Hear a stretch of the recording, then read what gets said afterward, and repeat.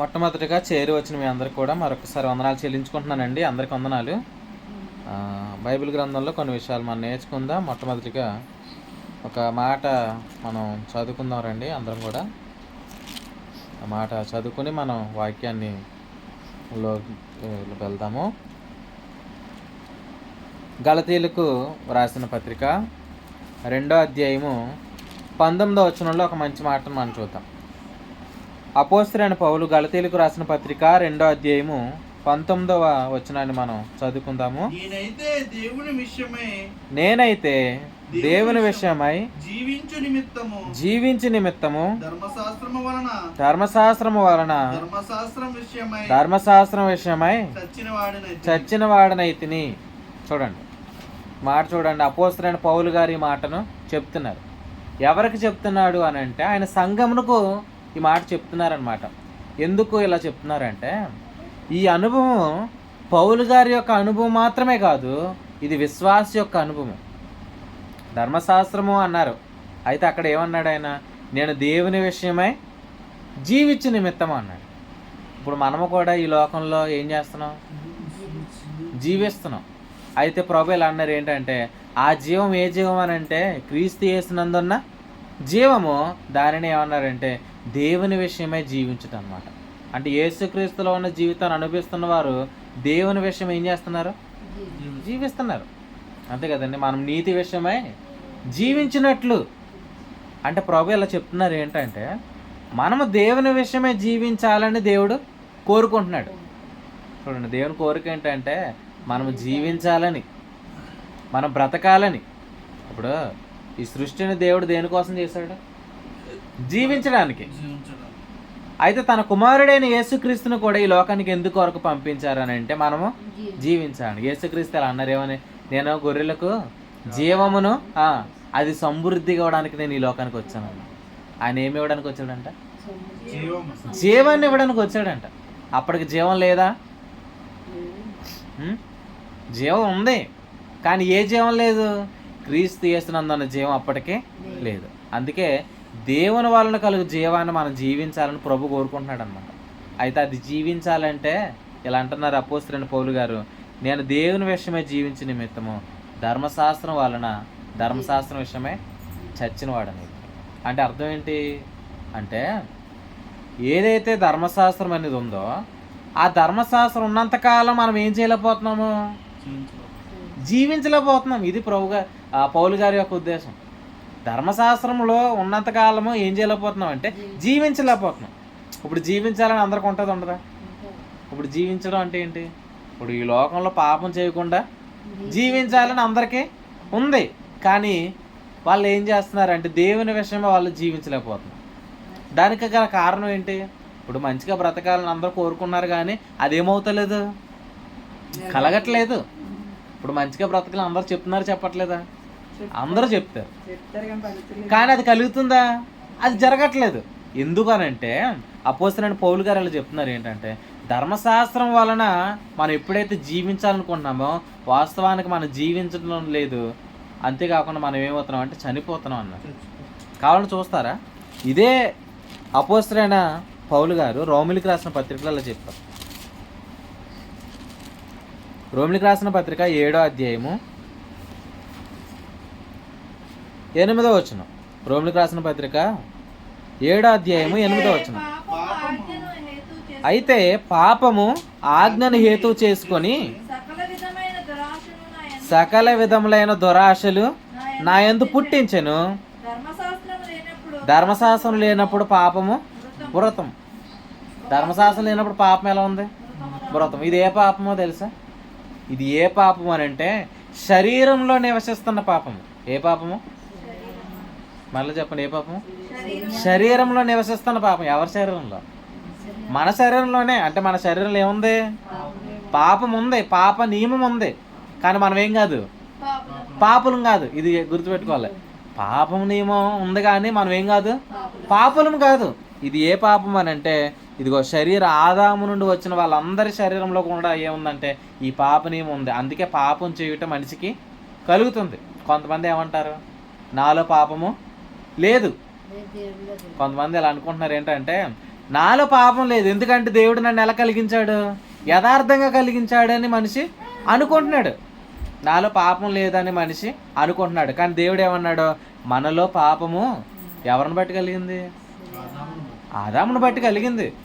కానీ దాని విషయంలో కూడా యేసుక్రీస్తు ఏం చెల్లించారు, వెల చెల్లించారు. ఏంటనంటే ఇదిగోండి, దేవుని విషయమే జీవించిన నిమిత్తము ధర్మశాస్త్రం వలన, ధర్మశాస్త్రం విషయం మనం ఏమయ్యో చచ్చిపడి ఉన్నాం అన్నమాట. చూడండి, పిల్లవాడు జీవించాలని తల్లిదండ్రులు కోరుకుంటూ వాడు గొప్ప స్థాయికి వెళ్ళాల.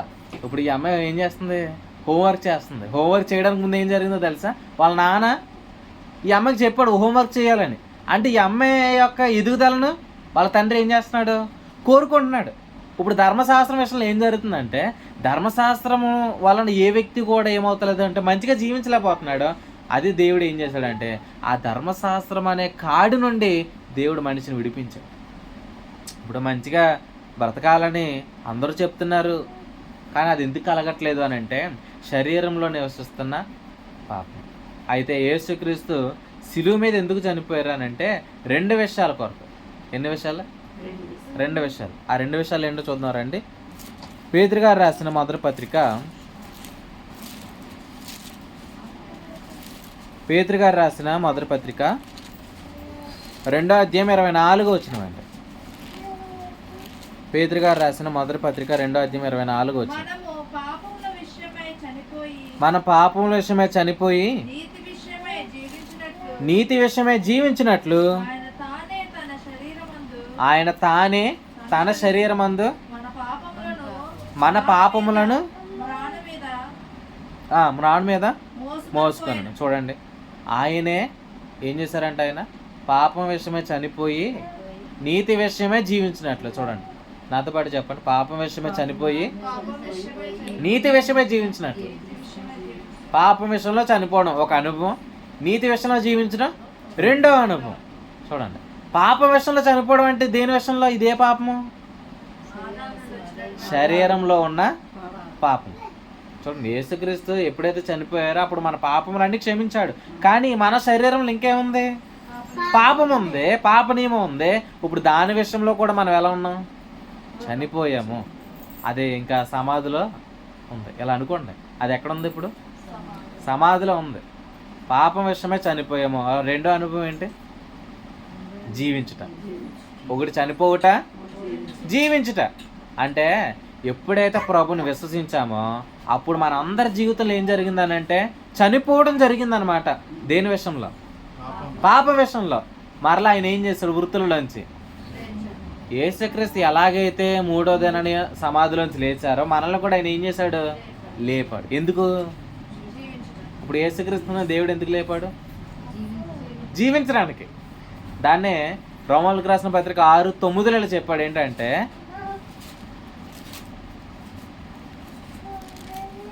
చూడండి, మీరు కూడా మాటలు చూడండి, మీకు అర్థమవుతాయి. రోమిలకు రాసిన పత్రిక 6వ అధ్యాయము 9వ వచనం. మనము క్రీస్తుతో కూడా చనిపోయిన ఎడల మృతుల నుండి లేచిన క్రీస్తు ఇంకనూ చనిపోవడనియు మరణమునకు ఇంకనూ ఆయన మీద ప్రభుత్వం లేదని ఎరిగి ఆయనతో కూడా జీవించుదామని నమ్ముచున్నాము. చూడండి, 10వ వచనం కూడా చదువుకుందాం. ఏలయనగా ఆయన చనిపోవట చూడగా పాపం విషయమే ఒక్కమారే చనిపోయాను, ఆయన జీవించుట చూడగా దేవుని విషయమే జీవించున్నాడు. చూడండి, ఆయన చనిపోయి మృతులలోంచి లేచాడు. ఇక మరణం ఆయన ఏం చేయట్లేదు, మరణం ప్రభుత్వం ఆయన మీద లేదు. అంటే ఇప్పుడు యేసుక్రీస్తు మరలా చనిపోతాడా, మరలా చనిపోడు. ఎందుకు చనిపోడు, ఆయన ఇప్పుడు ఎక్కడున్నాడు, ఆయన పరలోకంలో ఉన్నారు. కాబట్టి పరలోకంలో ఉన్న వ్యక్తికి ఏం లేదు, మరణం లేదు. అయితే ఆయన గురించి అలా చెప్పాడు ఏంటంటే ఆయన జీవిస్తున్నాడు. ఏం చేస్తున్నాడు, ఆయన జీవిస్తున్నాడు. ఆయన ఇలా చెప్పాడు, దేవుని విషయమే జీవిస్తున్నాడు. చూడండి, అంటే యేసుక్రీస్తుని వృత్తులలోంచి లేపింది ఎందుకు అని అంటే జీవించడానికి. అయితే మనల్ని కూడా పాపం నుండి ఎందుకు లేపాడంటే జీవించడానికి. ఎట్లా జీవించడానికి అని అంటే పరిశుద్ధముగా జీవించడానికి. చూడండి, పరిశుద్ధంగా ఈ లోకంలో జీవించాలంటే ఏముండాలి, ఈ లోకంలో పరిశుద్ధంగా బ్రతకాలంటే ఏముండాలి, ప్రార్థన ఉండాలంటున్నారు సిస్టర్ గారు. ఓకే, మీరేమనుకుంటున్నారు, ప్రార్థన ఉండాలి, ఇంకేముండాలి, పరిశుద్ధంగా జీవించాలంటే నేను క్రీస్తు ద్వారా చనిపోయాను. క్రీస్తు ద్వారా చనిపోయాను. చనిపోయాను. ఆయనతో పాటుగా తిరిగి లేచి ఇప్పుడు పాపం విషయమే జీవించాలంటే ఏముండాలి అని అంటే ఆల్రెడీ ఆయన ఏం చేశాడు, మన కొరకు ఆయన చనిపోయాడు. ఎందుకు చనిపోయాడు? మనం జీవించాలని. అంటే దేవుడు ఇలా అంటున్నాడు ఏంటంటే పాపం విషయమే జీవించాలంటే మనకి ఏదో ఉండక్కర్లేదు, ఆల్రెడీ ఏముండాలి అది జరిగింది. దాన్నే రోమపత్రిక 5:19 ఏమన్నాడు, ఒక్క పుణ్యకార్యము సదాకాలం నిలిచి ఒక్క బలి. చూడండి, అంటే ఒక్క పుణ్యకార్యం వలన ఆల్రెడీ ఆయన ఏం చేశాడు, కార్యం చేశాడు. ఇక నువ్వు చేయాల్సింది ఏమీ లేదు. మనం చేసే దాన్ని బట్టి దేవుడు అంగీకరిస్తాడా? ఇలా చెప్పాడు, ధర్మశాస్త్రం వాళ్ళ సంబంధమైన క్రియల వలన ఏ శరీరయు కూడా అన్నాడు, ఏ శరీరయు ఆయన ఎదుట నీతిమంతుడిగా తీర్చబడ్డా. అంటే శరీరంలో ఉన్న ఏ వ్యక్తి ఏం చేసినా సరే దేవుడు ఏం చేయడు, అంగీకరించడు. కారణం ఏంటి?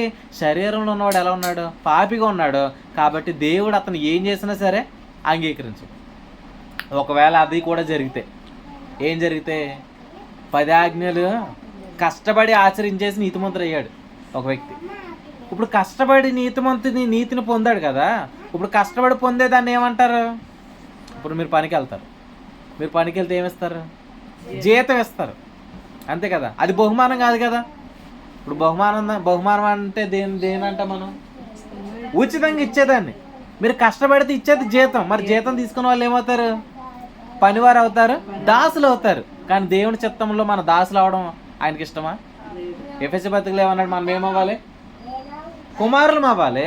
అందుకోసం ఆయన ఏం చేశాడని అంటే యేసుక్రీస్తుని లోకానికి పంపించాడు. ఎలా పంపించాడంటే హెబ్రీ పత్రికలో 9వ అధ్యాయం 10వ అధ్యాయంలో ఆయన ఇలా అన్నారు ఏంటంటే, తండ్రి నీ చిత్తం నెరవేర్చుటకు ఇదిగో నేను వచ్చి ఉన్నానన్న. అక్కడ కింద ఏమంటాడంటే, నీవు బలిని అర్పణ కోరలేదు, కానీ నీవు నాకు ఒక శరీరము అమర్చింది. యేసుక్రీస్తు శరీరము దేవుడే పర్ఫెక్ట్గా డిజైన్ చేశాడు అనమాట.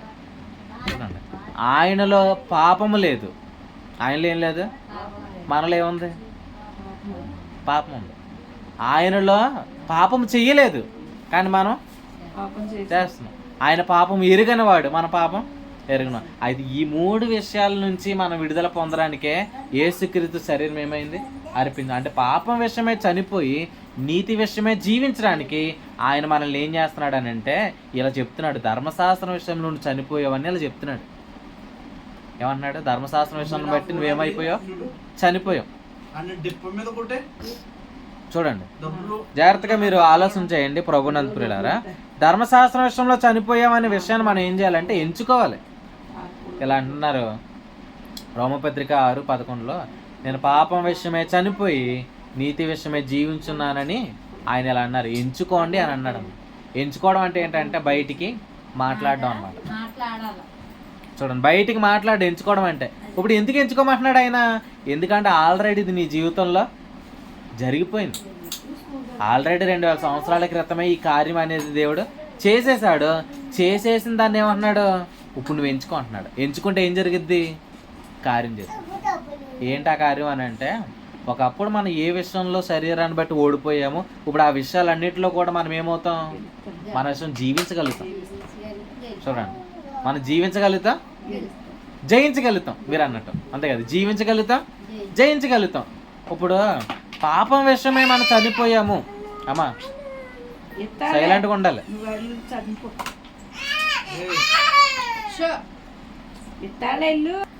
ఆయన ఏం చెప్తున్నారు అని అంటే పాపం విషయమే నువ్వు చనిపోయావు అనే విషయాన్ని ఆయన స్పష్టంగానే చెప్తున్నాడు. అంటే ఇప్పుడు మనం ఏంటని అంటే ఆయన ఇలా అంటున్నాడు, మనం నీతిమంతులము కాబట్టి ధర్మశాస్త్రంతో మనకేం లేదు, ఇప్పుడు సంబంధము లేదు.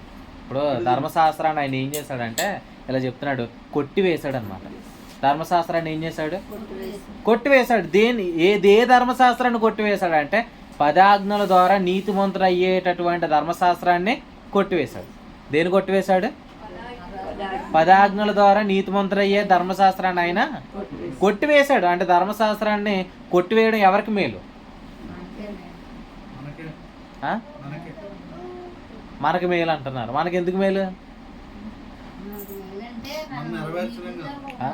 ఇప్పుడు ధర్మశాస్త్రాన్ని ఆయన కొట్టివేయడానికి వచ్చాడు. ఇప్పటికే కూడా ఏం జరుగుతుంది? పెద్ద మోసం జరుగుతుంది. ఏంటి ఆ పెద్ద మోసం? ఇంకా నువ్వు జీవించాలి అంటున్నారు. ఇంకా నువ్వు బ్రతకాలి, ఇంకా నువ్వు జీవించాలి అని జనాలు ఏం చేస్తున్నారు? ఇప్పుడు మతంలో ఉన్నవాడు ఏం చేస్తున్నారంటే, నువ్వు మంచిగా బ్రతుకు దేవుడు నిన్ను అంగీకరిస్తాడు, నువ్వు మంచిగా బ్రతుకు దేవుడు నిన్ను దీవిస్తాడు. ఇప్పటికే కూడా యూట్యూబ్లో ఏం చెప్తున్నారు? నువ్వు ఆశీర్వదింపబడాలంటే ఈ 3 చెయ్యి, నువ్వు దీవించబడాలంటే ఈ ఒక్కటే చెయ్యి. మోకాళ్ళ ప్రార్థన అంటారు, వాక్యం అంటారు. ఇవన్నీ ఎందుకు చెప్తున్నారు? నువ్వు పరిశుద్ధంగా జీవించాలి, పర్ఫెక్ట్గా జీవించాలి. కానీ ఇలా అంటాను, మతం అనే ముసుగులో ఉన్నవాడికి, ధర్మశాస్త్రం క్రింద ఉన్నవాడికి తెలియని ఒక విషయం దేవుడు సంఘంతో చెప్పాడు. ఏంటో తెలుసా అండి? చూడండి, సంఘానికి చెప్పబడిన విషయం ఏంటంటే, రోమిలికి రాసిన పత్రిక 7వ అధ్యాయం.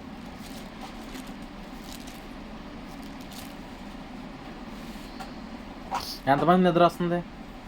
మీకు నిద్ర వస్తుందా? నిద్ర వస్తే ఓ పని చేయండి, చూడండి రోమిలికి రాసిన పత్రిక 7వ అధ్యాయము, మీరు చూడండి 23వ వచనం. రోమిలికి రాసిన పత్రిక 7వ అధ్యాయం 23. వేరొక నియమము నా అవయములలో ఉన్నట్టు నాకు కనబడుచున్నది, అది నా మనసునందున్న ధర్మశాస్త్రముతో పోరాడుచు నా అవయములలోనున్న పాప నియమమునకు నన్ను చెరపట్టి లోపరుచుకొనుచున్నది. ఏమన్నాడు ఆయన? అపోస్తలుడైన పౌలు గారు, శరీరంలో ఏముందంట? పాప నియమం ఉంది. సో పాప నియమం మనలో ఉంది కాబట్టి ఆయన ఏం చేశాడు? ఆయన శరీరం మందు కొట్టివేశాడు. ఇప్పుడు పాప శరీరము, పాప నియమం మనలో ఉంది కాబట్టి దేన్ని కొట్టివేశాడు? ధర్మశాస్త్రాన్ని కొట్టివేశాడు. ఇప్పుడు శరీరంలో పాపం లేదండి. ఇప్పుడు ధర్మశాస్త్రాన్ని కొట్టివేయవలసిన అవసరం ఉంటుందా? అంటే కొంతమంది శరీరంలో ఇలా అనుకుంటున్నారు, ఏంటి, నాలో పాపము లేదు, యేసుక్రీస్తు చెల్లించినప్పుడే పాపాన్ని నియమాన్ని కూడా తీసేశాడు అనుకుంటున్నారు. ఇప్పుడు పాపం మనలో ఇంకా ఉంది. ఇది ఎప్పుడు, దీని నుంచి మనం ఎప్పుడు బయటపడతాం? చనిపోతే బయటపడతాం. ఈ శరీరం నుంచి ఎప్పుడు బయటపడతాం? యేసుక్రీస్తు వచ్చినప్పుడైనా బయటపడతాం, మనం చనిపోయినప్పుడైనా బయటపడతాం. అవునా కదా? అప్పటి వరకు కూడా మనం ఎక్కడ ఉన్నాం? దీంట్లో ములుగుతున్నాం అన్నాడు కొరింథీయులకు రాసిన 2వ పత్రిక 5:1. సో ఈ శరీరంలో మనం ఏం చేస్తున్నాం అంటే, జీవించడానికి మనము ఆలోచన చేస్తున్నాం, ఆత్మ సహాయాన్ని మనం పొందుకోవాలని నిరీక్షిస్తున్నాం, పరిశుద్ధత కలుగునట్లు మనం కూడుకుంటున్నాం. అయితే ఇప్పుడు ప్రభు తెలియపరిచిన సంగతి ఏంటంటే, శరీరంలో పాప నియమం ఉన్నదని మనకు చెప్పాడు కాబట్టి ఇప్పుడు మనం ఏం చేస్తున్నాం తెలుసా? ధర్మశాస్త్రాన్ని అవాయిడ్ చేస్తున్నాం. ఇది ఎవరికి చెప్పాడు? అపోస్తలుడైన పౌలు గారు రోమాలో ఉన్న సంఘాన్ని చెప్పాడు. ఇప్పుడు మతమైన ముసుగులో ఉన్నవాడికి ఈ విషయం తెలుసా? తెలీదు కాబట్టి వాళ్ళు ఏం చేస్తున్నారు? ఇంకా ధర్మశాస్త్రాన్ని ప్రమోట్ చేస్తున్నారు. చూడండి, అది వాళ్ళ వలన కూడా కాదు. ఇప్పుడు బూస్ట్ ఎవరు తాగుతారని అడ్వర్టైజ్మెంట్ ఇస్తారు? కాదండి, ధోని. ఇప్పుడు ఆయన ధోని అని ఆయన ఆ బూస్ట్ దానికి ఏం చేస్తాడు? చెప్తాడు అడ్వర్టైజ్మెంట్లో ఇలా చెప్తాడు, ఏమని? Boost is the secret of మా ఎనర్జీ. నేను అంతలా క్రికెట్లో చేస్తున్నానంటే నాకు దానికి కారణం ఏంటి? బూస్ట్. ఇప్పుడు ఆవిడ అంతలా పని చేస్తుందంటే కారణం ఏంటి? ఆవిడ ఒకటి చెప్పింది, అంతే కదా? ఇప్పుడు ఏంటంటే మీ సక్సెస్ కారణం అంటే ఒకటి చెప్తారు. ఇప్పుడు ధర్మశాస్త్రం ఉన్నవాడు కూడా ఏం చెప్తున్నాడు? అబద్ధం ఆడకుండా నువ్వు బ్రతకాలని చెప్తున్నాడు. కానీ అతని వల్ల కూడా అవుతుంది అది, అతని వల్ల కూడా అవుతలేదు. ఎందుకు అవుతలేదు? ఇప్పుడు అతనికి తెలుసా శరీరంలో పాప నియమం ఉందని? తెలియదు కాబట్టి ఇప్పుడు వరకు ఏం చేస్తున్నాడు? దానికి నీళ్ళు పోతున్నాడు. అదేనా? ఇప్పుడు ఆ చెట్టు ఫలిస్తుందని మనకు తెలిస్తే నీళ్ళు పోయొచ్చు. ఎన్ని నీళ్ళు వేసినా సరే చెట్టు ఫలించదని మనకు ముందే తెలిసిపోయింది అనుకోండి, నీళ్ళు వేస్తామా? అండి ముళ్ళ చెట్లకి నీళ్ళు వేస్తారా? కాయలు కాని చెట్టుకి నీళ్ళు వేయం. కానీ ఈ శరీరానికి ఏం చేస్తున్నాం? ధర్మశాస్త్రం అని నీళ్ళు పోతున్నాడు. ఇంకా ఎందుకు పోతున్నావు అని అడిగితే ఏం చెప్తున్నాడు? ఇంకా నీతిమంతుడు అవ్వడానికే మరి పొయ్యాలి కదండి. అని అంటున్నాడంటే ఏంటి, అతనికి తెలియని విషయం అంతా చెప్పాడు. ఏంటంటే శరీరంలో ఉన్న పాప నియమము. కావాలంటే చూడండి, యోహాను మొదటి పత్రిక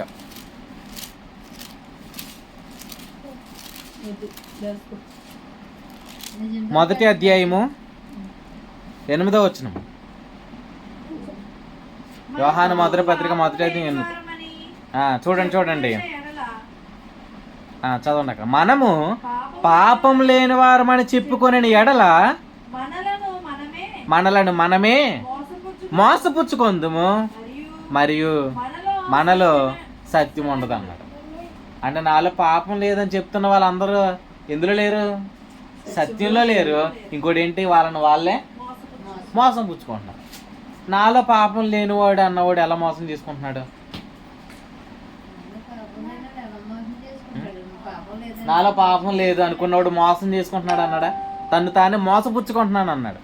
తను తానే మోసం ఎలా పుచ్చుకుంటున్నాడు ఆ వ్యక్తి? ఏమండి,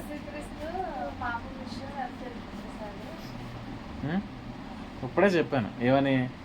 ఇప్పుడు పాప నియమం లేదన్న వాడికి ధర్మశాస్త్రము వలన ఏమన్నా ప్రభావం ఉంటుందా? ఉండదు. అది వాళ్ళకి మేలే కదా. ఇప్పుడు ధర్మశాస్త్రం దేనికి బలం ఇచ్చింది? శరీరంలో ఉన్న పాపానికి బలం ఇచ్చింది. శరీరంలో పాపం లేదు అనుకున్నవాడు ధర్మశాస్త్రం ఏంటి? మేలే. కాబట్టి ఆ వ్యక్తి ధర్మశాస్త్రాన్ని ఏం చేస్తున్నాడు? ఇంకా చెప్తున్నాడు. అంటే వీళ్ళు ఏం చెప్తున్నారంటే మన శరీరంలో పాపం ఏమో లేదని చెప్తున్నారు. యాక్చువల్గా వాళ్ళకి అది తెలియదు. ఎవరితో చెప్పాడంటే సంఘంతో చెప్పాడు. అందుకే సంఘం ధర్మశాస్త్రాన్ని ఏం చేసింది? అవాయిడ్ చేస్తుంది. అంటే సంఘం ఎవరి దగ్గరికి వెళ్ళకూడదు? ఇప్పుడు ధర్మశాస్త్రం దగ్గరికి వెళ్ళకూడదు. ఎందుకు వెళ్ళకూడదు అంటే ఆ సీక్రెట్ నీకే చెప్పేశాడు. ఇప్పుడు ఈ సీక్రెట్ లోకానికి తెలుసా? తెలీదు కనుక వాళ్ళు ఇంకెక్కడ ఉన్నారు? ఇంకా పరిశుద్ధంగా అవడానికి కొండలెక్కుతున్నారు. వాళ్ళు చేయాల్సిన ప్రయత్నాలు ఎందుకు చేస్తున్నారు అని అంటే నా శరీరంలో ఉన్న నియమాన్ని బట్టి నేను పరిశుద్ధంగా బ్రతకలేననే సీక్రెట్ వాళ్ళకి తెలీదు. సంఘానికి ఎందుకు చెప్పాడు అని అంటే సంఘాన్ని ఆయన ప్రేమిస్తున్నాడు కాబట్టి. సో వాళ్ళు పరిశుద్ధులుగా బ్రతకడం ఎవరికి సాధ్యం అంటే సంఘానికి మాత్రమే సాధ్యం. ఇది తెలిసి కూడా ధర్మశాస్త్రంలోకి వెళ్ళావంటే నువ్వెంత అవివేకుడివి. గలతీ పత్రిక 5వ అధ్యాయం 3వ అధ్యాయం 1వ వచనం. ఓ అవివేకులైనా గలతీయులారా, మిమ్మల్ని ఎవడు భ్రమ పెట్టాను? ఎందుకన్నాడంటే సిలువ వేయబడిన వాడైనట్టుగా యేసుక్రీస్తు మీ కన్నుల ఎదుట ప్రదర్శింపబడ్డాడు. ఆయన ఎందుకు సిలువ వేయబడ్డాడంటే నువ్వు పాపం విషయమే చనిపోయి నీతి విషయమే జీవించడానికి. పాపం విషయమే చనిపోయావంటే నువ్వు ధర్మశాస్త్రం విషయమే చచ్చిపోయావు. కాబట్టి పాపం నీ మీద ఏం చేయదు? ఇప్పుడు ప్రభుత్వం చేయదు. ఒకప్పుడు నువ్వు ఎందుకు ఇలా జీవించావని అడిగితే మనం ఇలా అనుకున్నాం. ఏమని? నేను పాపిని కాబట్టి. ఇలా ఎందుకున్నామంటే శరీరంలో ఉన్నామన్న దాన్ని బట్టే కదా చెప్తున్నాం. ఒకప్పుడు ఇలా ఎందుకు చేసావు? ఇలా ఎందుకు అబద్ధాలు ఆడు? ఇలా ఎందుకు వేషధారిగా ఉన్నావు? చర్చ ఎందుకు మానేస్తున్నావు? కూడికలు ఎందుకు హాజరవ్వలేకపోతున్నావు? సేవకుడు అంటే ఎందుకు భయం లేదు? వాక్యం అంటే ఎందుకు శ్రద్ధ లేదు అని అడిగితే ఏం చెప్తున్నారు? శరీరంలో ఉన్నాం కాబట్టి ఏదో వర్క్ పెట్టుకుని వంకలు పెట్టి మానేస్తున్నాం.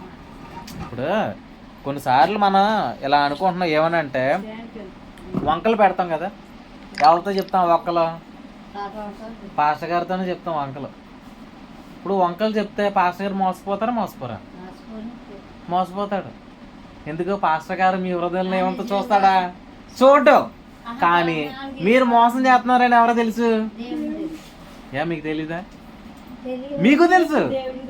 ఇప్పుడు నేను ఎలా చెప్తున్నాను అని వాళ్ళకి తెలుసు, కానీ దేవునికి తెలుసు. కానీ దేవుడు ఏం చేస్తాడు? ఖచ్చితంగా ఆయన దాన్ని క్షమించాడు. సేవకున్నది అబద్ధం ఆడితే ఖచ్చితంగా ఆయన ఊరుకుంటాడా? ఖచ్చితంగా ఊరుకోడు. దానికి ఏం చేస్తాడు? ఆకాని ఏం చేస్తాడంటే శపితమైన దాంట్లో కొంత తీసుకుని దాచిపెట్టాడు అనమాట. దాచిపెడితే దేవుడు ఊరుకున్నాడా? బయట పెట్టేశాడు. ఖచ్చితంగా సంఘంలో అట్లాంటి వాళ్ళు బయట పెట్టేస్తాడు. ఖచ్చితంగా మనం ఇలా అనుకోవాలి. ఏంటంటే ప్రభా, ఇప్పటి వరకు నేను ఇలా ఎందుకు జీవించానంటే నాకు ఇది తెలియదు. శరీరంలో పాపనేమి ఉంది, దాన్ని బట్టి నేను పాపం చేశాను. కానీ ఇప్పుడు దాని విషయం నేను చనిపోయాను అనే సీక్రెట్ అనే దానిని నీవు నాకు బయలుపరచు ప్రభా, నీకు స్తోత్రం. ఇప్పుడు విశ్వాస మూలంగా నేను జీవించాలి అనే దాన్ని బట్టి మనం ఇప్పుడు ప్రవర్తించాలి. అంటే మనం జీవించే విధానం ఇప్పుడు దేంతో జీవించాలి? విశ్వాసంతో. మనం ఏదో ఇస్తే ఏమండి, పాస్టర్ గారికి 5 కేజీలు బియ్యం ఇస్తే పాస్టర్ గారు వదిలేస్తారేమో కానీ దేవుడు వదిలేస్తాడా? ఏమంటే వదిలేస్తారా? పాస్టర్ గారికి 1000 రూపాయలు కానుకిస్తే వందనాలని చెప్పి తీసుకుంటారు, కానీ దేవుడు అసలు వదిలేడు. ఖచ్చితంగా దేవుడు ప్రతి దాన్ని కూడా అడుగుతాడు. మీరు కూడా ఇలా ఆలోచించేయండి. మనం ఒకప్పుడు ఓడిపోయిన అన్ని విషయాల్లో కూడా ఇప్పుడు ఏముంది మనకి? నిజం ఉంది. ఇక్కడే ఒకరోజు ఒక విషయం మాట్లాడాను ఏంటంటే, ప్రత్యక్షత ఉన్న చోట కోల్పోయిన పట్టణాలు కూడా తిరిగి వస్తే, ప్రత్యక్షత ఉన్న చోట మందసం ఇంక అన్నటికీ పట్టబడదు. మందసం పట్టబడటం అంటే ఏంటి? మందసంలో ఏముంటాయి? మందసం లోపల ఏముంటది? మందసం లోపల ఏముంటది అంటే 10 ఆజ్ఞలు ఉంటాయి, చిగిలించిన అహరోను కర్ర, మన్నాగల పాత్ర. 10 ఆజ్ఞలు ఎక్కడున్నాయి? కరుణాపీఠము. కరుణాపీఠంతో మందసం ఏమైంది? కప్పబడింది అనమాట. అంటే ఇప్పుడు మందసం లోపల ఎలా ఉన్నాయి? ఏంటి 10 ఆజ్ఞలు? చెప్పండి. 10 ఆజ్ఞలు అహరోను కర్ర, చిగురించిన అహరోను కర్ర, మన్నాగల పాత్ర. ఇవన్నీ కూడా కరుణాపీఠంతో ఏం చేయబడ్డాయి? ముయ్యబడ్డాయి. అంటే దేవుడు ఇలా చెప్తున్నాడు ఏంటంటే, కరుణాపీఠంతో అవి బ్లాక్ చేసేసాడు అనమాట. దేవుడు సమాధి చేసేసాడు. ఎందుకు? ఎందుకంటే తన ప్రజలైన ఇశ్రాయేలు మీదకి ఏం కలగాలి? కృప కలగాలి. కృప కలుగునట్లు ఆయన సమాజాన్ని ఎందుకు ప్రేమిస్తున్నాడు అని అంటే, ఈవెన్ సేవకుని కూడా కొడతాడు ఆయన. ఎందుకు? తన ప్రజలకు ఆయన తన ప్రజలను ఆయన ప్రేమిస్తున్నాడు. చూడండి, తన ప్రజలను ఆయన ప్రేమిస్తున్నాడు కాబట్టి సేవకుని కొడతాడు. అంతేకాదు ఏంటి, తన ప్రజలను ఆయన ప్రేమిస్తున్నాడు కాబట్టి ఏదైతే తన ప్రజలకు విరోధంగా ఉందో దాన్ని ఏం చేశాడు? ఆయన సమాధి చేసేసాడు. అంటే ఇప్పుడు ఇంకొకరి చేతికి వెళ్ళిపోయింది అనుకోండి, ఖచ్చితంగా ఏం జరిగింది? అది మందసం లోపల ఉన్న బయటికి వచ్చేస్తాయి. బయటకు వచ్చేస్తే అందరూ దాన్ని ఇలా అన్నాడు, మరణకారణమగు పరిచర్య. అయితే ప్రభువులు అన్నాడు ఏంటంటే, మందసం పట్టబడకపోయినప్పుడు ఏం జరుగుతుంది? కృప కలుగుతుంది. మందసం పట్టబడకపోతే మేలు కలుగుతుంది. ఎప్పుడు? ప్రత్యక్షత ఉన్న దినాలలో. ప్రత్యక్షత ఎలా కలుగుతుంది? సమూయేలుని బట్టి. సమూయేలుకి ప్రత్యక్షత కలిగింది. ఇప్పుడు అదే ప్రత్యక్షత మనకు కలిగితే, ఇప్పుడు ఏంటి, శాంతిరత్నం గారు అన్నారు, సమూయేలు లాంటి ప్రత్యక్షత ఆవిడ కలిగింది. అప్పుడు ఆవిడ ఏం చేస్తారు? సమూయేలు లాంటి ప్రత్యక్షత కలిగితే ఆవిడ ఏం చేస్తారు? ఆయన ఏం మాట్లాడతాడో వింటారు. ఇప్పుడు విన్నప్పుడు ఏం జరుగుతుందనంటే, పాస్టర్ గారు ఏం చెప్పారు దాని మీద మనసు పెడతారు. మనసు పెట్టి ఏం జరుగుతుంది? మందసం ఇక మరలా పట్టబడకుండా కాపాడతారు. ఇంకేం చేస్తారు?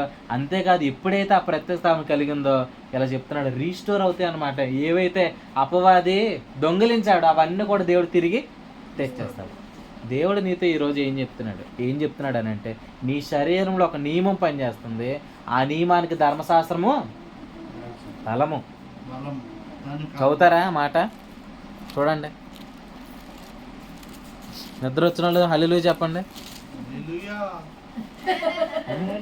చూడండి ఒకసారి కొరింథీయులకు రాసిన మొదటి పత్రికలో ఈ మాట మనం చూస్తున్నాం.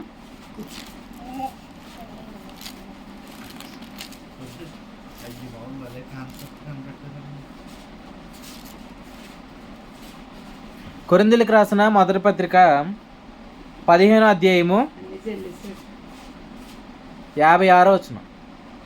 కొరింథీయులకు రాసిన మొదటి పత్రిక 15వ అధ్యాయము 56. మరణపు ముళ్ళు పాపము, పాపమునకున్న బలము ధర్మశాస్త్రమే. పాపానికున్న బలం ఏంటి?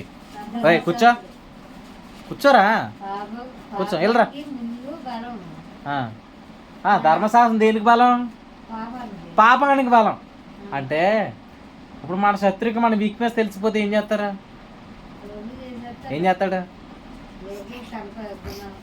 ఏమండి, ఇప్పుడు ఈడి వీక్నెస్ ఏంటో మీకు తెలుసా? ఈడి వీక్నెస్ ఏంటో మీకు తెలీదు. ఎవరో తెలుసు? వాళ్ళ నాన్నకి వాళ్ళ అమ్మకి తెలుసు. అంతే కదా. అప్పుడు వాళ్ళు ఏం చేస్తున్నారు? ఈయన్ని భయపెట్టగలుగుతున్నారు. ఓయ్, ఇప్పుడు శరీరంలో ఉన్న పాపం ఏం కాదు, మనకి వీక్నెస్. ఇప్పుడు ఇలా అపవాదికి ఈ విషయం తెలిసింది ఏమని, వీళ్ళ శరీరంలో ఉన్నారు కాబట్టి ఖచ్చితంగా వీళ్ళ పాపం చేయించే అవకాశం వీళ్ళతో ఉంది అనుకుని ఏం చేశాడు? వాడు ధర్మశాస్త్రాన్ని మరలా ప్రవేశపెట్టాడు. ఇప్పుడు ఎంత వాక్యం ఉన్న తర్వాత కూడా మీరు ధర్మశాస్త్రం దగ్గరికి వెళ్ళి ఏదోటి ఇయ్యమ్మా అని అడుగుతున్నారు అనుకోండి, అప్పుడు అదేంటి, అది ఏం చేస్తుంది? నువ్వు ఇంకా నీకు ఒకటి కొదువా ఉంది, ఇవి చెయ్యని మరలా అది ఏం చేస్తుంది? నీతి ముద్ర అవ్వడానికి ప్రయత్నం చేయిస్తుంది. మీరు ఒక విషయాన్ని ఆలోచించండి. పాపానికి ఉన్న బలము ధర్మశాస్త్రమే. ఇప్పుడు అపవాదికి మన వీక్నెస్ ఏంటో తెలిసిపోతే ఆడేం చేస్తాడు? ధర్మశాస్త్రం మనల్ని ఆడించేస్తాడు, అంతే కదా. మన వీక్నెస్ ఏంటో తెలిసిపోతే ఖచ్చితంగా మనతో ఫుట్బాలే ఆడుకుంటాడు. ఇలా చెప్పాడు ఏంటో తెలుసా? అపవాది తన ఇష్టం చెప్పున చెరపడుతుంది అన్నాడు. వాడు ఇష్టం వచ్చినట్టు ఆడు ఎలా ఏళ్ళు చూపిస్తే ఎవరు ఏళ్ళు చూపుతున్నాడు వాళ్ళని ఏం చేస్తున్నాడు? వాడుకుంటాడు అనమాట. ఎప్పుడు వాడుకోగలడానంటే వాడి లెవెల్ ఎక్కడి వరకు ఉందనంటే చెప్తాను చూడండి, శరీరం వరకే ఉంది. ఎక్కడి వరకు ఉంది? శరీరం వరకే ఉంది. అంటే వాడు ఏం చేయగలుగుతాడు? ఇప్పుడు మనం ఉన్నాం, ఇప్పుడు మనం ఎక్కడ ఉన్నాం? ఇప్పుడు ఎఫ్హెచ్ పత్రిక 2:7 పరలోకమందు కూర్చొని పెట్టబడ్డాం. ఇప్పుడు ఆ లైఫ్ని ఈ శరీరంలో ఎక్స్పీరియన్స్ చేస్తున్నామంటే మనం ఎక్కడ ఉన్నట్టు కాదు, ఎక్కడ ఉన్నట్టు? పరలోకంలో ఉన్నట్టే. ఇప్పుడు పరలోకంలో నువ్వు ఉన్నంతకాలం వాడు నిన్ను ఏం చేయలేడు? యోగ కాలంలో అయితే వెళ్ళగలిగాడు, కానీ ఇప్పుడు వెళ్ళగలుగుతాడా? వెళ్ళడు. అంటే పరలోకంలో నువ్వు జీవించినప్పుడు ఆడు నిన్నేం చేయలేడు, ఆడు నిన్నేమీ చేయలేడు. నువ్వు అక్కడి నుంచి చాలా రోజులు అయిపోయింది భూలోకం చూసాను, ఇక్కడికి వచ్చావు అనుకో, ఏం జరుగుద్ది? ఆడికి దొరికేసింది ఏంటి? నువ్వు ఎప్పుడైతే శరీరంలోకి వచ్చేసావో శరీరానికి పాపానికి ఉన్న బలం ధర్మశాస్త్రము, వాడు దాన్ని పట్టుకొస్తాడు అనమాట. పట్టుకొచ్చి నీకు ఇస్తాడు, ఇచ్చి నిన్ను పాటించమంటాడు. అప్పుడు మనం ఏం చేస్తాం? చేయగోర మేలు చేయక చేయగోరని కీడే చేస్తాం. కాబట్టి మీరు ఆలోచించండి, ప్రభు అపవాది వేసే అడ్డంకుల్ని కూడా మనం ఏం చేయొచ్చు? ఇప్పుడు శరీరంలో ఉన్న పాపం మన వీక్నెస్ కాదు, మన బలం ఏంటి? మీ బలం ఏంటి? మీరు ఎందుకు ఎంత ధైర్యంగా ఉంటున్నారు? ఎందుకు మీరు ఇంత ఆనందంగా ఉంటున్నారు? ఎందుకు మీరు ఇంత ఆనందంగా ఉంటున్నారంటే పేతురు రాసిన మొదటి పత్రిక 1:3 ఏంటి? అక్షయమైన నిర్మలమైన వాడబారిన స్వాస్థ్యం మనకి ఉంది అనే ధైర్యం. సో ఈ జీవితాన్ని జీవించినప్పుడు ఖచ్చితంగా ఈ శరీరంలో పాపం ఎలా ఉంటుంది? మృతముగా ఉంటుంది. అప్పుడు 5లో ఎలా అన్నాడు ఏంటంటే, దేవుని శక్తి చేత కాపాడుబడు వారికి పరలోకమందు శ్వాసం భద్రంగా ఉంది. అక్కడ కింద వచ్చిన వాళ్ళు ఎలా అన్నాడు? మిక్కిలి సంతోషము, కింద చెప్పాడు చెప్పనసఖ్యమును మహిమాయుక్తమైన సంతోషం. అంటే పాపములో శరీరంలో ఉన్న పాపం మనకేం కాదు, వీక్నెస్ కాదు. ఇప్పుడు ఎప్పుడు వీక్నెస్ అది? నువ్వు ధర్మశాస్త్రము అనే దాంట్లోకి వెళ్ళిపోయాం అనుకోండి, అదే మన వీక్నెస్. దాన్ని బట్టి ఏం చేస్తారు? పాస్టర్లు కూడా మనల్ని మోసం. అదే కదండి చెప్పాడు, ఏమని? నాలో పాపము లేదని మీరు చెప్తే మిమ్మల్ని మీరు ఏం చేసుకుంటున్నారు? మోసపోవడం అంటే ఏం లేదు, మీరు మరలా అక్కడికి వెళ్ళిపోతున్నారు అనమాట. అంటే నాలో పాపం లేదనుకున్నవాడు ధర్మశాస్త్రం దగ్గరికి ఉన్నాడు. కానీ దేవుడు నీతో ఏం చెప్తున్నాడు ఈరోజు అని అంటే, నువ్వు దాని దగ్గరికి వేరొక పొలంలోనికి ఏరుకొనుటకు పోవద్దు అన్నాడు రూతుతో. ఎందుకనంటే బోయాజు ఎవరు అని అంటే మృతులకును చనిపోయిన వారికి బ్రతుకుచున్న వారికి మేలు చేయని వాడు ఆయన. మేలు చేసేవాడు. ఆయన ఏం చేసేవాడు? మృతులకును సజీవులకును మేలు చేసేవాడు. సో మన ప్రభు ఏం చేసేవాడు? మేలు చేసేవాడు. అందుకే ఈ పొలంలో మీరు ఏరుకోండి. మనం అది కోతకాలం, అది ఎవల కాలం. ఆ కాలం అందు ప్రభు అక్కడికే ఎందుకు పిలిచాడని అంటే, అక్కడ ఉన్నంత కాలం మనకి ఏ లోటు. ఇప్పుడు అక్కడి నుంచి బయటకు వెళ్ళిపోయాం అనుకోండి, ఎవరున్నారు అన్నాడు బోయాజు? యవనస్తులు ఉన్నారు. అంటే యవనస్తులు ఎవరు? పాడు చేసే వాళ్ళు ఉన్నారు. అంటే నేను ఎలా చెప్తున్నాను ఏంటంటే, వేరొక పొలంలో నీకు ఎందుకు వెళ్ళిపోవద్దు అన్నాడంటే, నీ క్షేమం కోసమే, నీ ప్రొటెక్షన్ కోసమే. దేవుడు ఇలా అన్నాడు. ఆమెతో ఇలా బోయాజు చెప్పాడు ఏమంటో తెలుసా? సంపూర్ణమైన బహుమానం కలగడానికి దేవుడు నేను తీసుకొచ్చాడు అన్నాడు. సంపూర్ణమైన బహుమానం మీకు కలుగును గాక. అన్ని విషయాలలో దేవుడు మీ ఆశీర్వాదాన్ని మీరు అనుభవించదురు గాక. ఎందుకంటే అబ్రహాంని ఏమన్నాడు? అబ్రహాంని అన్ని విషయాల్లో ఆశీర్వదించాడు. కాబట్టి దేవుడు మనల్ని కూడా ఏం చేయబోతున్నాడు? ఆశీర్వదించబోతున్నాడు. ఏ విషయంలో? అన్ని విషయాల్లో ఆశీర్వదించడానికే ఎవరున్నారు? ఇప్పుడు మళ్ళీ ప్రభు అయిన యేసుక్రీస్తు పరలోకంలో ఉన్నారు. ఆయన విషయంలో ఇలా చెప్పాడు ఏంటో తెలుసా? కొలసీయులకు రాసిన పత్రిక 1:17 సర్వ సంపూర్ణత ఆయన యందు నివసించుచున్నది. అంటే సర్వ సంపూర్ణత ఎవరిలో ఉంది? ఇప్పుడు యేసుక్రీస్తులో ఉంది. ఆయనలో ఉన్న జీవం మనకి కలగడానికి మనల్ని ఏం చేశాడు? ధర్మశాస్త్రం విషయమే మనల్ని ఏం చేశాడు? విడిపించేశాడు. కాబట్టి ప్రభు స్తోత్రం. మనం ఎక్కడ లేవంటే ధర్మశాస్త్రంలో లేవు. ధర్మశాస్త్రం మరలా మీ ఇంటికి వచ్చి కాయిన్ బెల్ కొట్టిందనుకో మీరేం చేయాలా? వీళ్ళు ఖాళీ లేదు, ఆల్రెడీ ఒకరు ఉన్నారు. ధర్మశాస్త్రంలో ఉన్నవాడు ఎక్కడ పెడతాడు ప్రభుని? తలుపు దగ్గర పెడతాడు. ప్రకటన గ్రంథంలో ఒక సంఘం ఉంది. ఆ సంఘం ఏం చేస్తుందో తెలుసా? వాళ్ళు ధనం అనే దానిని పూజిస్తున్నారు. ధనం వాళ్ళ జీవితంలో ఏమైంది? విగ్రహం అయిపోయింది. ఆ స్వనీతి వాళ్ళు ఎందుకు కలిగింది? ఎందుకంటే ఈ శరీరంలో ఉన్న పాప నియమాన్ని వాళ్ళు ఏం చేయలేదు, గుర్తించలేదు. వాళ్ళకి ఎన్ని వాక్యాలు చెప్పినా వాళ్ళ మనసు పెట్టలేదు. అందుకే ప్రభుని ఎక్కడ పెట్టారు? ఆయన కొట్టేస్తున్నాడు. ఆయన కొట్టేస్తున్న లోపల ఉన్న వాళ్ళు ఏమంటున్నారు? ఆగాగు, మేము చాలా బిజీగా ఉన్నాం. లోపల ఆల్రెడీ ఒకరు ఇప్పుడు కొట్టినా సరే తీతలేదు అంటే లోపల ఎవడో ఉన్నాడు. ఆల్రెడీ ఏం చేశాడు? ధనమైన విగ్రహాన్ని పట్టుకొచ్చి ఎట్టేశాడు. ఎవరికి తెలుసు ఆ విషయం? దేవుడే చెప్పేశాడు ఆ సంఘంలో అలా ఉందని. దేవుడు చెప్పేస్తాడండి. ఖచ్చితంగా మీరు స్వనీతి చేత నింపబడితే అది ఖచ్చితంగా దేవుడు బయలుపరుస్తాడు. అప్పటికే కూడా మనం ఒప్పుకోకపోతే దేవుడు ఊరుకోడు. దేవుడు తెలియదు అనుకున్నారా? మనం చేసే ప్రతీది కూడా తెస్తాడు. రాహేల్ ఏం చేసింది తెలుసా? వాళ్ళ నాన్నగారి దగ్గర నుంచి ఒక విగ్రహం తెచ్చిపెట్టింది. తెచ్చిపెట్టి ఏం చేసింది? ఇంట్లో పెట్టింది. ఈ లోపల నాన్నగారు ఏం చేస్తారు? అదేంటి నా విగ్రహాన్ని నా అల్లుడు ఎట్టిపోతాడని వెనకాలనే వచ్చేసాడు. వెనకాలనే వచ్చేస్తే ఇప్పుడు రాహేల్ ఏం చేసింది? ఇప్పుడు భయం వేస్తుంది. అయిరా ఎక్కడ తెలిసిపోతుందని భయం వేస్తుంది. భయం వేసి ఏం చేసింది? ఆవిడ ఒంటే ఉంటుంది కదా, ఆ ఒంటి మీద ఉన్న క్లాతుల కింద ఆ విగ్రహాన్ని పెట్టేసి దాని మీద కూర్చుంది. ఏమవకూడదు, ఇట్టి పరిస్థితులను మా నాన్నకి ఇది తెలియకూడదు. ఇలా చెప్పింది, నన్ను లేపితే నేను చచ్చిన తొట్టాను. నన్ను లేపకండి, నన్ను లేపితే నేను చచ్చిన తొట్టాను. కానీ తండ్రి ఏం చేస్తాడు? లేపలేదు. అప్పుడు విగ్రహం తెచ్చేసింది ఆల్రెడీ, కానీ తండ్రి తెలియలేదు. దేవుడు ఊరుకుంటాడా? తన ప్రజల దగ్గర విగ్రహం ఉంటే ఖచ్చితంగా దేవుడు తీసి పడేస్తాడు. అది నీకు మంచిది కాదని చెప్తున్నప్పుడు కూడా నీ మనసు దాని వైపు వెళ్ళింది అనుకోండి, ఖచ్చితంగా యాకోబు ఏం చేశాడు? మీ దగ్గర ఉన్నవన్నీ కూడా, ఈవెన్ బంగారాన్ని కూడా ఏం చేశాడు తెలుసా? మూట కట్టి పాతి పెట్టాడు. అదే విగ్రహాలు ఏమైనా ఉంటే ఏం చేస్తుంది? బయట పరేయండి, లేకపోతే ఏం చేయండి? పాతి పెట్టండి. తలగడి కింద, మంచం కింద, మనసులోను ఇవన్నీ పెట్టుకున్నారనుకోండి, ఖచ్చితంగా ఏం చేస్తాడు దేవుడు? ఖచ్చితంగా అవి నీ జీవితంలో ఉన్నంతకాలం నువ్వు ఆశీర్వదింపబడలేవు. ఎందుకంటే ధర్మశాస్త్రము లేనప్పుడే మనకి జీవితం ఉంటుంది. అది ఉన్నంతకాలం మనకి జీవితం ఉండదు. జీవితమే ఆశీర్వాదం. చివరిగా నేను ఇలా చెప్తున్నాను, ఆది కాండంలో దేవుడు ఇచ్చిన ఆశీర్వాదం ఏంటి? నీవు ఫలించి అభివృద్ధి పొంది. ఆదాం పాపం చేసినప్పుడు ఏం కోల్పోయాడు?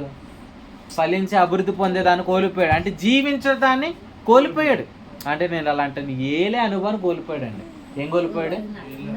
ఏలే అనుభవాన్ని కోల్పోయాడు. ఒకప్పుడు సమస్తాన్ని ఏలిన వాడు ఈవెన్ శరీరాన్ని కూడా ఇప్పుడు ఏం చేయలేకపోతున్నాడు?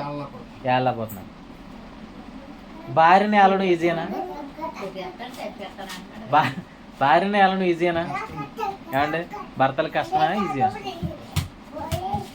కష్టమే. చూడండి, పిల్లల్ని ఏలడం ఈజీయా? పిల్లల్ని ఏలడం వాళ్ళని చాలా కష్టం. ఆస్తిని, ఆ ధనాన్ని ఏలడం ఈజీయా? కష్టమే. మన శరీరాన్ని ఏలడం ఈజీయా? కానీ అబ్రహాం దేవుడు ఎన్ని విషయాలు ఆశీర్వదించాడు. అంటే దేనిని ఎక్కడ పెట్టాలో ఖచ్చితంగా ఆ జ్ఞానాన్ని దేవుడు ఇస్తాడు. ఎప్పుడు? నువ్వు ధర్మశాస్త్రం పక్కన పెట్టి, విగ్రహాలను పక్కన పెట్టి నువ్వు విశ్వాసం ద్వారా జీవించినప్పుడు ఏలుతావన్నాడా? ఏమి వెళ్తావని అంటే, ఇదిగో నీ జీవితంలో ఉన్న వాటి అన్నిటి విషయంలో నువ్వు ఆశీర్వాదాన్ని చూస్తావు. ఫలించు ద్రాక్షవల్లిగా నీ భార్య, ఒలేవా మొక్కలుగా నీ పిల్లలు, శరీరం నిరార్థమయ్యేదిగా నీ శరీరము. ఖచ్చితంగా దేవుడు ఏం చేస్తాడు? నీ పాదాల కింద చేస్తాడు. అప్పటి వరకు నువ్వు పని చేయి, కూర్చోని దేవుడు చెప్పాడు. కాబట్టి మీరు ఏం చేస్తారు? కూర్చోండి. కూర్చోవడం మేలే.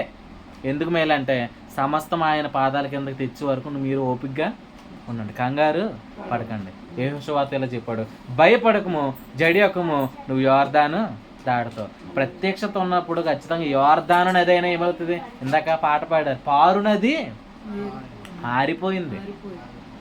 పారు నది ఏమైంది? స్తంభించిపోయింది, రాశిగా నిలిచిపోయిందండి. చూడండి, ఎక్కడి నుంచి స్టార్ట్ అయింది అక్కడ వరకు కూడా అది ఆగిపోయింది. అబద్ధం ఎప్పటి నుంచి ఆడుతున్నారు మీరు? చిన్నప్పటి నుంచి. అంటే ఇప్పుడు చిన్నప్పటి నుంచి అబద్ధం ఆడారు కాబట్టి ఇప్పుడు కాదు మానలేకపోతున్నారు. అది ఇప్పుడు పారునది అయిందనమాట. అంటే నోరిప్పిన ప్రతిసారి ఏమవుతుంది? ఇంకా ఆగుతలేదు అనమాట. ఇది ఎప్పటి నుంచి అంటే ఎలా చేస్తున్నారని అంటే చాలా కాలం అవుతుందండి. అప్పటి నుంచి కూడా అది స్తంభించిపోయే రోజు ఎక్కడ ఉందంటే ఇప్పటి నుంచి ఉంది. మీరు నమ్మండి, ప్రత్యక్షత ఉన్న చోటన ఖచ్చితంగా అన్నీ ఆగిపోతాయి. తాగుడు మానలేకపోతున్నానంటే మానేస్తారు ఖచ్చితంగా. ఎందుకు? ఎవరిదైనా ఆగిపోయింది ఈ తాగుడంతా. అదేందా నేను ఇవి చూడకుండా ఉండలేకపోతున్నానంటే అవి కూడా స్తంభించిపోతాయి. ఎందుకనంటే మందసము అడుగు పెట్టినప్పుడు అవన్నీ ఎలా స్తంభించిపోయినాయో, ఎందుకు స్తంభించిపోతున్నాయనంటే అలా స్తంభించిపోయినప్పుడే ఖచ్చితంగా నువ్వు ఎక్కడికి వెళ్ళగలుగుతావు, కానానికి వెళ్ళగలుగుతావు. అది దేవుని యొక్క చిత్తం. నువ్వు జీవించాలయ్యా, నువ్వు ఆశీర్వదింపబడాలి. అన్ని విషయాలు దేవుడు నిన్ను హెచ్చించడానికి ఈరోజు నిన్ను పీల్చుకున్నాడు. అయితే చివరిగా నేను అలా చెప్తున్నాను, పాపం నియమం మనలో ఉంది కాబట్టి మనం ధర్మశాస్త్రాన్ని ఏం చేయకూడదు, తేకూడదు. అది తేకుండా ఉండాలంటే ఏం చేస్తే చాలు, జీవిస్తే చాలు. అది ఆల్రెడీ సమాధి చేస్తాడు, అది మీరు ఏమీ తేవక్కర్లేదు. కానీ అపవత్తి తెస్తాడు తేవడ అంటే మీరు ఎప్పుడు అక్కడే కూర్చోండి, ఎక్కడికి రావద్దు, ఇక్కడికి రావద్దు. ఇక్కడికి వచ్చిన ప్రతిసారి ఏమవుతాం, ఆడి చేతులు కీలు బొమ్మలు అవుతాం. కానీ అట్లాంటి కీలు బొమ్మలు అవ్వడానికి కాదు, అపవిత్రులుగా ఉండడానికి కాదు, పరిశుద్ధులకి నేను మిమ్మల్ని పిలుచుకున్నాను. కాబట్టి ప్రభు చిత్తాన్ని ఎరిగి జీవితం. ఖచ్చితంగా ఆయన మనల్ని ఏం చేస్తాడు, ఈ మత్స్య శరీరంలోనే మహిమను అనుభవించేలా ప్రభు చేస్తాడు. కాబట్టి అట్టి కృప ప్రభు ఇచ్చును గాక. పరలోకమందున మా దేవానికి స్తోత్రాలు. మాట్లాడిన ప్రతి మాట శరీరం నుండి కలిగింది కాదు, కేవలం నీ ఆత్మ. దేవ తండ్రి, శరీర క్రియలు స్తంభించిపోయేటట్లు మందసములో ధర్మశాస్త్రం ఉందని మీరు తెలియజేశారు, నీకు స్తోత్రాలు ప్రభా. దేవ శరీరంలో పాప నియమం ఉందన్న దాన్ని గ్రహించక ఎప్పటికీ కూడా మతం అనే వారు ఇంకా ధర్మశాస్త్రాన్ని ప్రమోట్ చేస్తున్నారు. కానీ అది వారి వలన కూడా కావట్లేదు.